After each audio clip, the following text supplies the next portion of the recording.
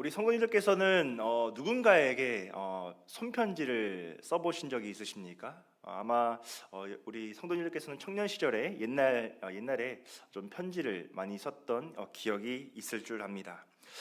저는 이제 신세대로서 손편지를 좀 그리 많이 써보진 못했습니다. 뭐 어렸을 때 초등학교 때 좀 잠깐 써보고 이후에는 좀 손편지를 쓸 기회가 많이 없었는데 이제 거의 요즘 세대들 사람들은 손편지를 썼을 때 뭐 연애 편지 아니면 뭐 누군가에게 뭐 부모님에게 아니면 누군가에게 가족에게 편지를 쓴 것 이외에는 뭐 편지를 쓸 기회가 많이 없습니다. 근데 우리가 손편지를 쓰면서 우리가 그냥 문자 핸드폰으로 문자를 보내는 것과 직접 손으로 써서 편지를 쓰는 그 글의 차이가 얼마나 큰지 우리가 편지를 받다 보면 그것을 많이 느끼게 됩니다. 우리가 손편지를 썼을 때 어떤 마음을 가지고 써보신 적이 있으십니까? 누군가는 용돈을, 그러니까 어린 아이들은 부모님께 편지 쓸 때 뭐 부모님께 감사하는 마음을 가지고 썼을 테고, 또 연인들과의 그 편지를 썼을 때는 서로 사랑하는 그런 마음으로 썼을 것입니다. 저도 이제 편지를 여러 번 썼을 때 제일 슬프고 제일 우울하게 썼던 편지가 뭐냐면 군대에서 썼을 때의 편지였습니다. 군대 훈련소에 있을 때 이제 훈련소 교관이 부모님께 편지 써라라고 했을 때 그때 지금까지 인생을 돌아봤을 때, 제 짧은 인생을 돌아봤을 때 그때처럼 울면서 울면서 편지를 썼던 적이 없었습니다. 아무튼 여러분들이 인생을 사시면서 편지를 썼을 때, 누군가에게 편지를 썼을 때 뭐 여러 가지의 마음을 가지고 우리가 편지를 썼을 텐데 사도 바울이 이 오늘 당시 우리가 읽었던 이 디모데후서도 좀 여러 가지 마음이 있었을 것 같습니다. 이 사도 바울의 간절한 마음, 그리고 사랑하는 아들 디모데를 보고 싶어하는 마음, 여러 가지의 마음이 느껴지는 서신서가 바로 이 디모데후서라고 저는 생각을 합니다. 사도 바울은 이 디모데를 생각하면서 또 보고 싶어하면서 또 디모데의 눈물을 생각하면서 썼던 이 디모데후서, 이 정말 또 사도 바울이 이제 죽기 직전에 썼던 이 편지가 다른 서신서보다 여러 가지 그 생각을 하게 하는 그런 서신서라고 생각이 듭니다. 우리가 바울 서신서를 보면 사도 바울이 반복적으로 하는 축복의 말씀이 있습니다. 뭐냐면 어떤 말을 많이 하냐면요, 은혜와 평강이 있을지어다라는 말을 우리가 바울 서신서를 자세히 보면 많이 나와 있습니다. 그런데 디모데에게 보낸 편지에서만 조금 다릅니다. 디모데전서 전반절과 우리 오늘 읽었던 후서에서도 보면 모두 긍휼이라는 그 단어가 있습니다. 그 은혜와 평강 플러스 긍휼까지 이제 디모데 전후서에 있는데, 오늘 본문의 1, 2절에 보면 이렇게 나와 있습니다. 하나님의 뜻으로 말미암아 그리스도 예수 안에 있는 생명의 약속대로 그리스도 예수의 사도된 바울은 사랑하는 아들 디모데에게 편지하노니 하나님 아버지와 그리스도 예수 우리 주께로부터 은혜와 긍휼과 평강이 너에게 있을지어다라고 말씀을 하고 있습니다. 긍휼은 무엇입니까? 연약한 우리들을 바라보시는 하나님 아버지의 마음입니다. 그리고 이 긍휼이라는 단어는 부모님이 자식을 여기는 마음, 그게 무엇입니까? 불쌍히 여기는 마음이 긍휼입니다. 사도 바울은 디모데를 향하여서 어떻게 말하냐면 사랑하는 아들이라고 부르고 있습니다. 우리는 여기서 사도 바울이 디모데를 향한 그 아버지의 마음을 읽을 수 있는 것입니다. 오늘은 정말 사도 바울이 디모데를 얼마나 사랑했는지, 또 그래서 이 디모데를 어떤 교훈을 주고 있는지, 마지막으로 이제 사도 바울이 죽기 직전에 편지를 썼을 때 디모데를 향하여서 어떤 마음을 가지고 썼는지 우리가 오늘 말씀을 통해서 좀 짧게 살펴보길 소망합니다. 첫 번째는 무엇이냐? 사도 바울은 디모데를 생각하면서 밤낮으로 디모데를 위해서 간구했던 사람이었습니다.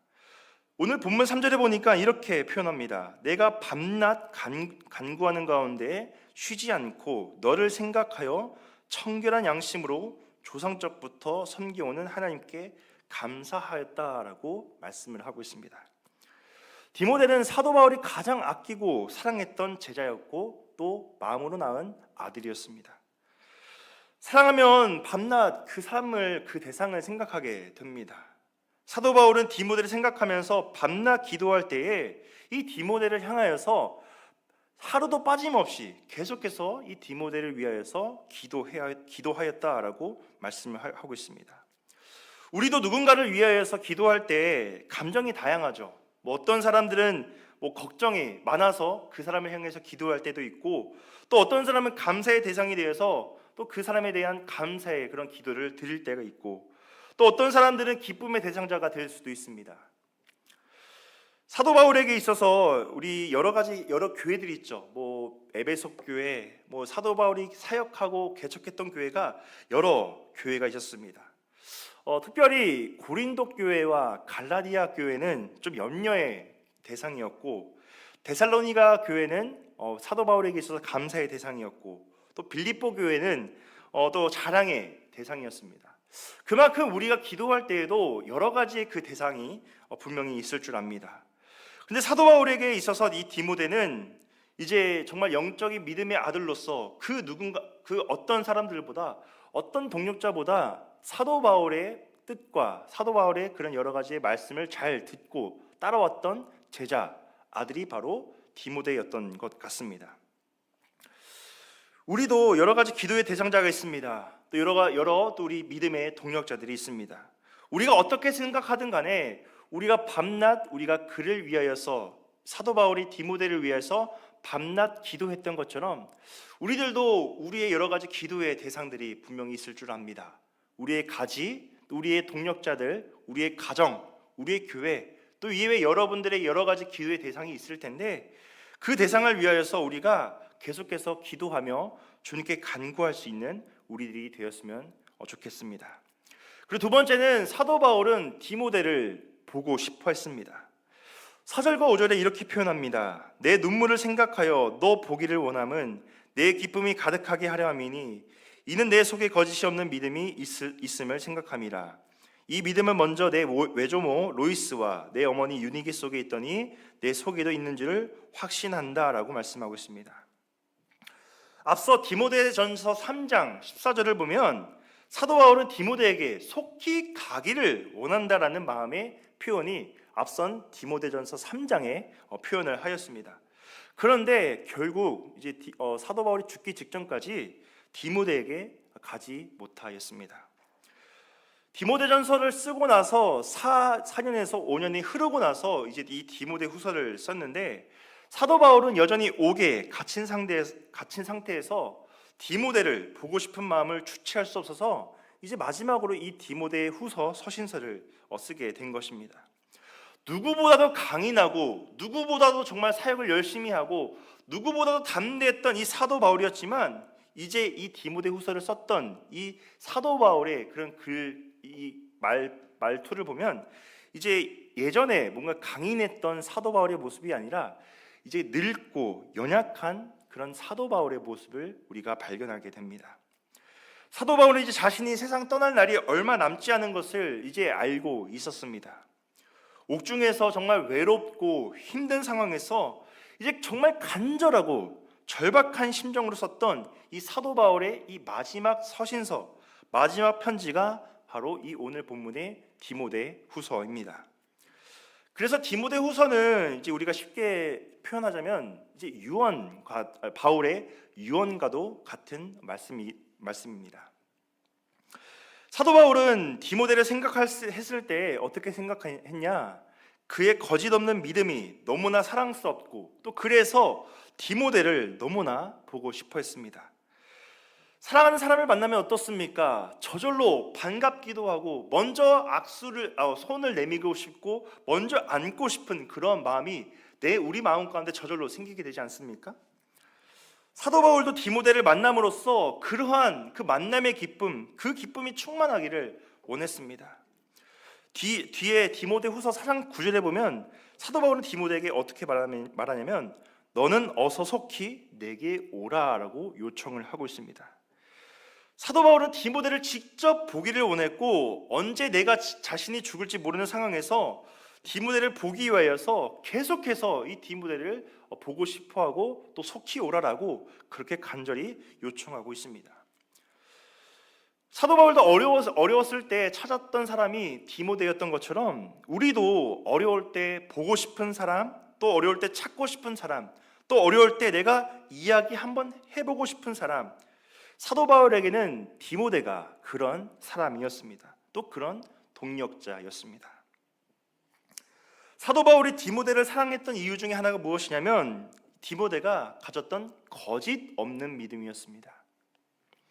그런데 사도 바울은 디모데의 거짓 없는 믿음이 그러니까 디모데 자신이 스스로 얻었던 것이 아니라 누구냐면 외조모 로이스와 어머니 유니게 속에 있었던 것이 이제 디모데에게 그 신앙의 유산이 상속되었다라는 것을 표현하고 있습니다. 우리 동래제일교회도 수많은 믿음의 유산, 신앙의 유산이 있습니다. 우리 이 자리에 계신 우리 성도님들께서 이제 정말 수십 년 전에 이 교회를 개척하고 또 이 땅에서 수십 년간 여러분들 신앙생활이 지금까지 이어져 오고 있습니다. 우리의 자녀 세대, 우리의 손주 세대들이 우리의 신앙에서 벗어나는 그런 세대가 아니라 우리의 신앙의 유산, 디모데가 외조모 로이스와 어머니 유니게 속에서 받았던 그 신앙의 유산을 잘 물려받아 거짓 없는 믿음으로 살아왔던 이 디모데처럼 우리 자녀 세대들도, 우리 손주 세대들도 우리 성도님들의 신앙의 유산을 잘 받아서 디모데처럼 살아갈 수 있는 세대가 되었으면 좋겠습니다. 그래서 우리는 그들을 위하여서 계속해서 기도를 해야 합니다. 우리가 어려울 때, 우리가 여러 가지 고난과 역경으로 인하여서 우리의 삶에만 매몰되지 마시고 우리가 이 믿음의 유산, 신앙의 유산을 어떻게 우리 손주 세대, 자녀 세대들에게 물려야 할지 우리가 더욱더 깊이 고민하고 날마다 우리가 기도하면서 주님께 아뢰어야 합니다.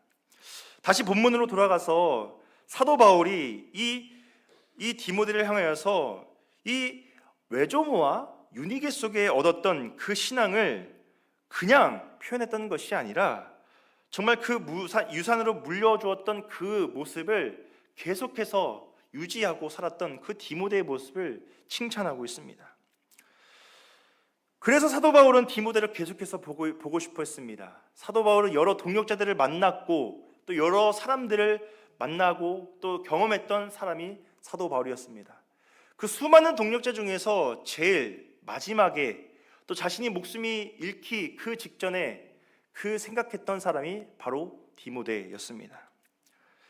사도 바울은 디모데에게 어려울 때 보고 싶었던 사람이었고 또 어려울 때 찾고 싶은 사람이었고 또 어려울 때 이야기를 한번 해보고 싶은 사람이었던 것처럼 우리도 그러한 사람이 되었으면 좋겠습니다.